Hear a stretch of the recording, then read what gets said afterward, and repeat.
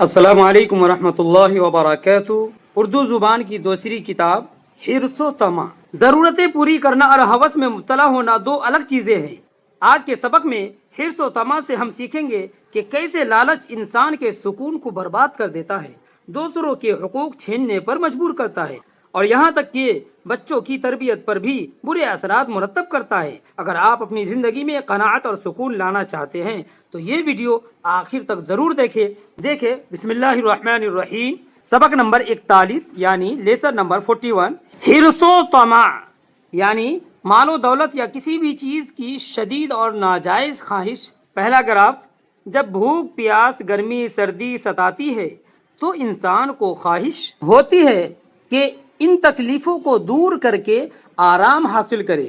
اگر یہ خواہش نہ ہوتی تو زندگی دشوار ہو جاتی۔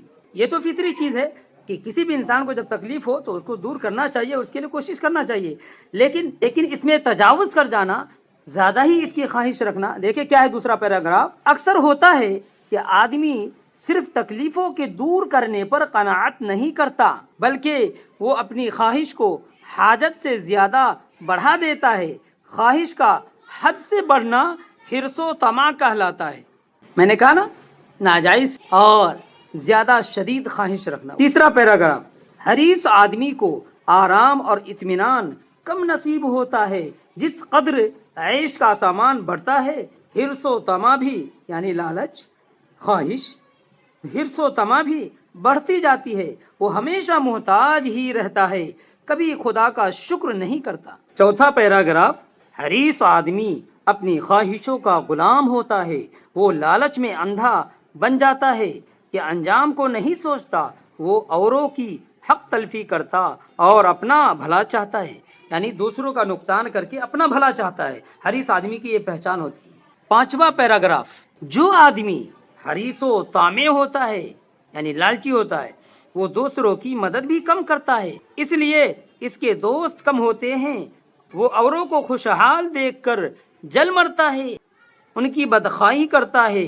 بدخواہی سے عداوت اور عداوت سے ہزار طرح کے فساد ہوتے ہیں، اس لیے اس کا وقت جھگڑے بکھیڑے میں تلف ہوتا ہے، اتنی فرصت نہیں پاتا کہ کچھ کمال حاصل کرے۔ چھٹا پیراگراف دیکھیں، دوسروں کی دیکھا دیکھی بچوں کو بھی حرص و طمع کا مرض لگ جاتا ہے۔ یعنی اگر ہم حرص و طمع رکھتے ہیں اپنے اندر تو یہ حرص و طمع صرف ہماری ذات تک محدود نہیں رہتا بلکہ ہماری وجہ سے ہماری نحوستیں ہماری اولاد پر اور سوسائٹی میں رہنے والے دوسرے بچوں پر بھی اثر پڑتا ہے۔ اسی کو یہاں سمجھایا جا رہا ہے۔ دیکھیں کہ دوسروں کی دیکھا دیکھی بچوں کو بھی حرص و طمع کا مرض لگ جاتا ہے۔ وہ نفیس کپڑا لذیذ کھانا چاہتے ہیں، میسر نہیں آتا تو ماں باپ کا دم ناک میں کرتے ہیں، آخر ان کی نظروں سے گر جاتے ہیں، گھر میں کوئی ان کی عزت نہیں کرتا۔ یعنی حریص آدمی جب ہوں گے، جب زیادہ لالچی ہوں گے تو ظاہر سی بات ہے ماں باپ کی نظروں سے بھی گریں گے اور پھر گھروں میں بھی عزت ہماری چلی جائے گی۔ اس لیے انسان کو جو ملے اس پر قناعت کرنا چاہیے، صبر کرنا چاہیے، شکر کرنا چاہیے۔ ساتواں پیراگراف دیکھیں، جن بچوں کو چٹور پن کی بری لت پڑ جاتی ہے وہ علم و ہنر کے سیکھنے میں جی نہیں لگاتے، وہ چوری اور بدنیتی بھی کرنے لگتے ہیں۔ جب تک اس بد عادت کو یعنی بری عادت کو نہیں چھوڑتے ہمیشہ ذلیل و خوار رہتے ہیں۔ چٹور پن کا مطلب ہوتا ہے چٹخارے دار اور مزیدار کھانے کی شدید خواہش۔ اب جس کو عادت سی لگ جاتی ہے تو پھٹے پوزیشن نہ گھٹے۔ انسان قناعت کر لینا چاہیے، لیکن اپنی انا اور اپنے چٹور پن کی جو عادت ہوتی ہے وہ اس کو مجبور کر دیتی ہے، قرضے پیچے ادھر ادھر کہیں سے بھی لا کر ان کو چٹخارے دار مزیدار کھانا کھانا ہے، تو یہ چیزیں نہیں ہونا چاہیے۔ آٹھواں پیراگراف دیکھیں، جو ہمیشہ باحیا اور نیک بچے ہیں وہ اچھے کھانے اچھے کپڑے پر جان نہیں دیتے، جو کچھ گھر میں میسر آتا اس کو خوش ہو کر کھاتے پہنتے ہیں، ماں باپ کا احسان مانتے اور خدا کا شکر کرتے ہیں۔ نواں پیراگراف دیکھیں، بھوک پیاس ایک درد ہے۔ کیا؟ بھوک پیاس ایک درد ہے، کھانا پینا اس کی دوا، گرمی سردی یا موسم کی سختی ایک بیماری ہے، کپڑا لتا اس کا علاج، دوا اور علاج کو اتنا مت بڑھاؤ کہ وہ خود بیماری بن جاوے.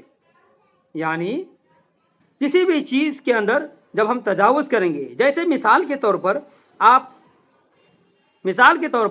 آپ کے علاج کے لیے دوا، مثال کے طور پر حکمہ نے، مثال کے طور پر ڈاکٹروں نے آپ کی بیماری کے لیے علاج متعین کیا اور دوا بتایا کہ صبح کو 1 خوراک لینا ہے، اور آپ جب 2-4 خوراک ایک ہی ساتھ لے لیں گے تو یہ تجاوز کرنا ہے، یہ حد سے بڑھ جانا ہے. تو پھر یہ کیا ہوگا؟ نقصان ہوگا نا. مطلب اس کا یہ ہے کہ کسی بھی چیز کے اندر تجاوز کرنا، حد سے بڑھنا. جیسے مثال کے طور پر اگر کوئی بندہ بیمار ہے، علاج کر رہا ہے، لیکن علاج کے لیے جو دوا بتایا گیا ہے کہ 1 خوراک لینا ہے صبح کو اور 1 خوراک شام کو، لیکن ایک بندہ ایسا ہے جو 2-4 خوراک ایک ہی ساتھ صبح کو بھی لیتا ہے اور شام کو بھی لیتا ہے، تو بتائیں آپ کہ یہ دوا اس کے لیے نقصان دہ ہوگا یا پھر فائدہ مند ہوگا؟ تو اس لیے زیادہ حریص، لالچی، طمع، حد سے زیادہ کسی بھی چیز کے اندر تجاوز کرنا، یہ ہر انسان کے لیے نقصان دہ ہے. یہ چند الفاظ ہیں، ان کے معنی دیکھ لے. قناعت یہ لفظ ہے جس کا معنی ہے تھوڑی چیز پر راضی رہنا. صبر و شکر، کفایت، شعاری سے کام لینا. یہ لفظ ہے تلف، جس کا معنی ہے ضائع ہونا، برباد ہونا، ختم ہونا، نقصان ہونا. اسی کو تلف کہتے ہیں. 5ویں قرأت میں آیا نا کہ حریص آدمی کا وقت کیا ہوتا ہے؟ جھگڑے بکھیڑے میں تلف ہوتا ہے. عداوت لفظ ہے جس کا معنی ہے دشمنی، بیر، کینہ. اسی طرح احسان لفظ ہے جس کا معنی بھلائی کرنا، نیکی کرنا، مہربانی، سلوک. اور آخری لفظ ہے طامع، جس کا معنی ہے لالچی، حرص کرنے والا. امید ہے کہ آج سے انشاءاللہ جو ماں بہنیں یا بھائی یا بڑے بزرگ کوئی بھی ہو، ہم سب کو چاہیے کہ جو اللہ کی طرف سے نعمتیں ملے ہم ان پر قناعت کریں، حریص اور طامع نہ ہو، لالچی نہ بنے. کیونکہ لالچی ہونا یہ انسان کی خود کی ذات کو تو برباد کرتا ہی ہے، لیکن ساتھ میں اس کا اثر سوسائٹی اور معاشرے اور اسی طرح ہماری نسلوں پہ پڑتا ہے. اللہ ہم سب کو صحیح سمجھ نصیب فرمائے. جزاکم اللہ خیر. السلام علیکم ورحمۃ اللہ وبرکاتہ.